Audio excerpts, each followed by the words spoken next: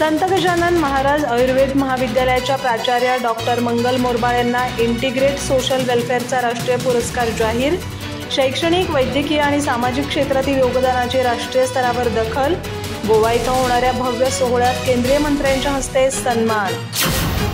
गडिंग्लज तालुक्यातील महागाव येथील संत गजानन महाराज आयुर्वेदिक महाविद्यालयाच्या प्राचार्या डॉक्टर मंगल सुनील मोरबाळे यांना इंटिग्रेट सोशल वेलफेअर या संस्थेचा राष्ट्रीय पुरस्कार जाहीर झाला आहे.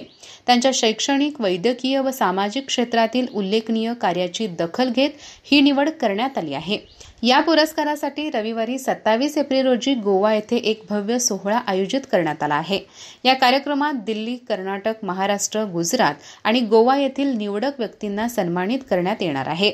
पुरस्कारामध्ये विशेष प्रमाणपत्र, म्हैसूर फेटा, चंदनाचा हार आणि भारत सरकारच्या केंद्रीय मंत्र्यांकडून अभिनंदन पत्र प्रदान करण्यात येणार आहे. या सोहळ्यात सैन्य दलातील अधिकारी, सिने कलाकार, वैद्यकीय अधिकारी, राजकीय क्षेत्रातील मान्यवर आणि विविध मठाचे मठाधीश उपस्थित राहणार आहेत.